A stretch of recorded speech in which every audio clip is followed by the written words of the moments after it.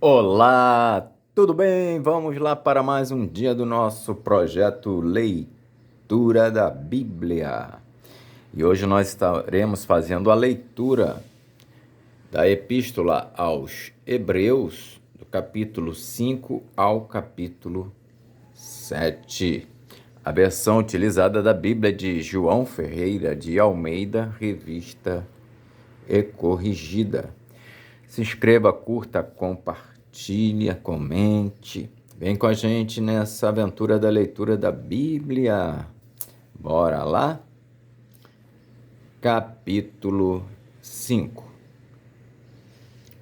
Porque todo sumo sacerdote tomado dentre os homens é constituído a favor dos homens nas coisas concernentes a Deus, para que ofereça dons e sacrifícios pelos pecados, e possa compadecer-se externamente dos ignorantes e errados, pois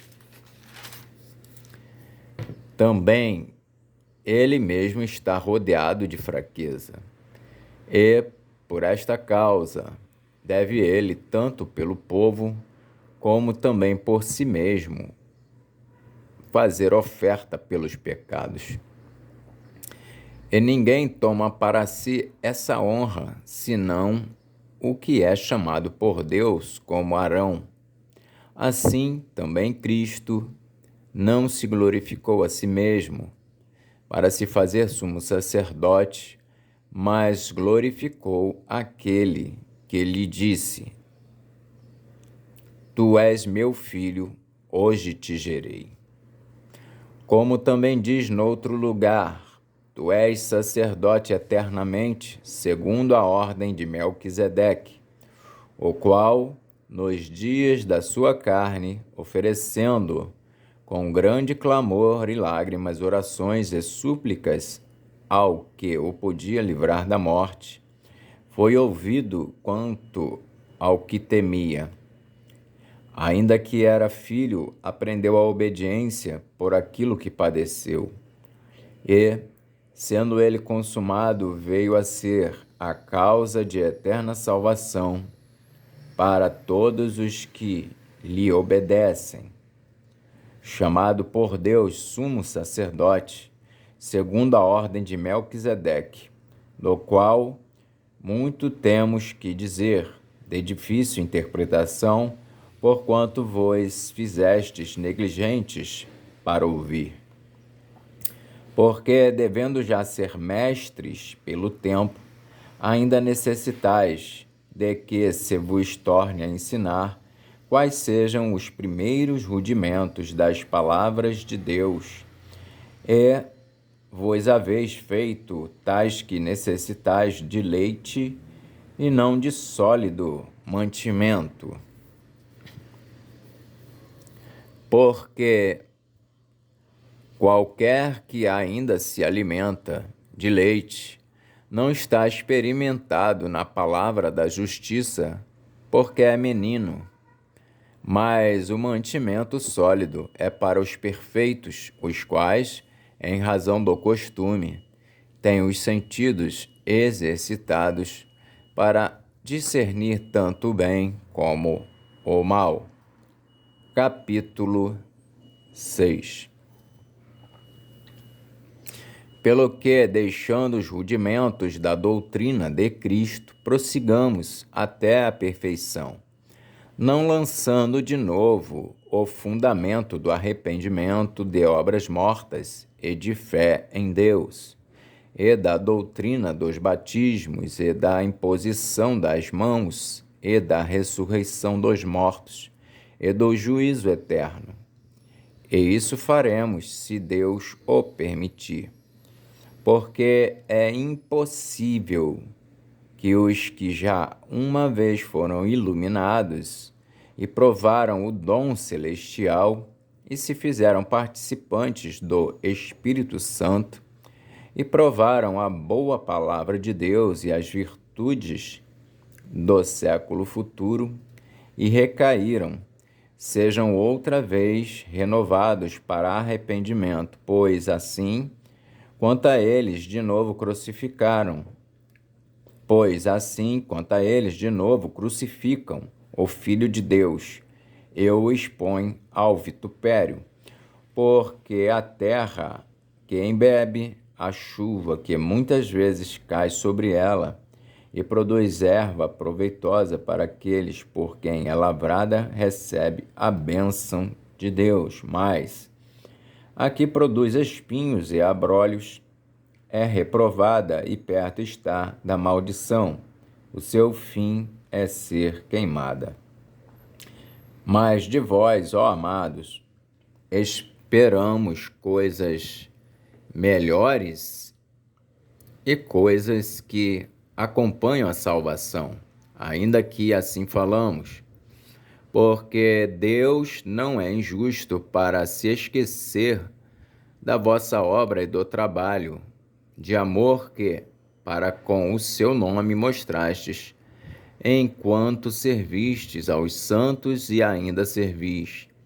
Mas desejamos que cada um de vós mostre o mesmo cuidado até ao fim, para a completa certeza da esperança, para que vos não façais negligentes, mas sejais imitadores dos que, pela fé e paciência, herdam as promessas, porque quando Deus fez a promessa a Abraão, como não tinha outro maior por quem jurasse, jurou por si mesmo, dizendo: certamente abençoando te abençoarei, e multiplicando te multiplicarei.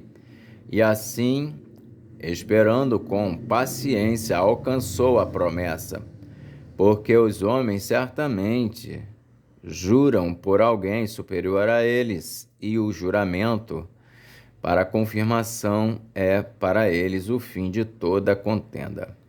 Pelo que, querendo Deus mostrar mais abundantemente a imutabilidade do seu conselho aos herdeiros da promessa, se interpôs com juramento, para que, por duas coisas imutáveis, nas quais é impossível que Deus minta, tenhamos a firme consolação, nós, os que pomos o nosso refúgio em reter a esperança proposta, a qual temos como âncora da alma, segura e firme, e que penetra até ao interior do véu, onde Jesus, nosso precursor, entrou por nós, feito eternamente sumo sacerdote, segundo a ordem de Melquisedeque. Capítulo 7. O sacerdócio de Melquisedeque era figura do sacerdócio eterno de Cristo, porque este Melquisedeque, que era rei de Salém e sacerdote do Deus Altíssimo, e que saiu ao encontro de Abraão quando ele regressava da matança dos reis, e o abençoou, a quem também Abraão deu o dízimo de tudo, e primeiramente é, por interpretação, rei de justiça, e depois também rei de Salém, que é rei de paz. Sem pai, sem mãe, sem genealogia, não tendo princípio de dias, nem fim de vida, mas, sendo feito semelhante ao Filho de Deus, permanece sacerdote para sempre. Considerai, pois, quão grande era este, a quem até o patriarca Abraão deu os dízimos dos despojos. E os que dentre os filhos de Levi recebem o sacerdócio têm ordem, segundo a lei, de tomar o dízimo do povo, isto é, de seus irmãos, ainda que tenham descendido de Abraão. Mas aquele cuja genealogia não é contada entre eles, tomou dízimos de Abraão e abençoou o que tinha as promessas, ora, sem contradição alguma. O menor é abençoado pelo maior. E aqui certamente tomam dízimos homens que morrem. Ali, porém, aquele de quem se testifica que vive. E, para assim dizer, por meio de Abraão até Levi, que recebe dízimos, pagou dízimos, porque ainda ele estava nos lombos de seu pai, quando Melquisedeque lhe saiu ao encontro. De sorte que, se a perfeição fosse pelo sacrifício levítico, porque sob ele o povo recebeu a lei, e necessidade havia logo de que outro sacerdote se levantasse, segundo a ordem de Melquisedeque, e não fosse chamado segundo a ordem de Arão. Porque, mudando-se o sacerdócio, necessariamente se faz também mudança da lei, porque aquele de quem essas coisas se dizem pertence a outra tribo, da qual ninguém serviu ao altar, visto ser manifesto que nosso Senhor procedeu de Judá, e concernente a essa tribo nunca Moisés falou de sacerdócio. E muito mais manifesto é ainda, se, à semelhança de Melquisedeque, se levantar outro sacerdote, que não foi feito segundo a lei do mandamento carnal, mas segundo a virtude da vida incorruptível. Porque dele assim se testifica: tu és sacerdote eternamente, segundo a ordem de Melquisedeque.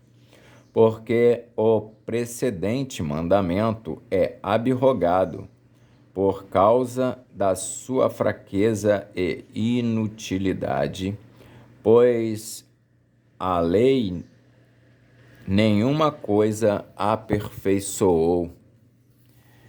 E dessa sorte é introduzida uma melhor esperança pela qual chegamos a Deus.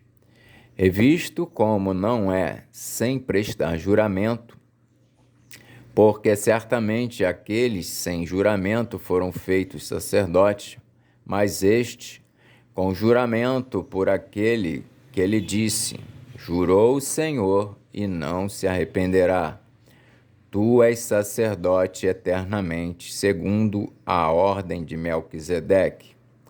De tanto melhor concerto, Jesus foi feito fiador, e, na verdade, aqueles foram feitos sacerdotes em grande número, porque pela morte foram impedidos de permanecer.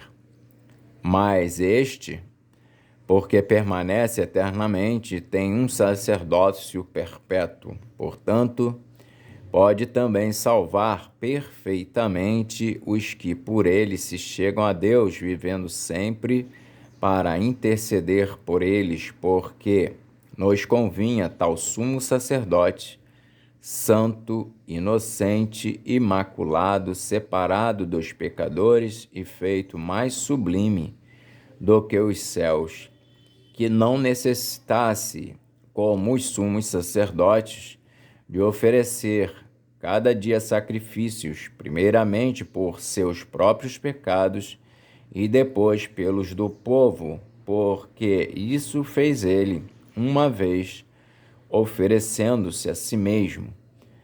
Porque a lei constituiu sumos sacerdotes a homens fracos, mas a palavra do juramento, que veio depois da lei, constitui ao Filho perfeito para sempre. Amém. Então, fechamos assim a leitura de hoje, que foi dos capítulos de 5 a 7 da Epístola aos Hebreus. Que Deus nos abençoe e até a próxima.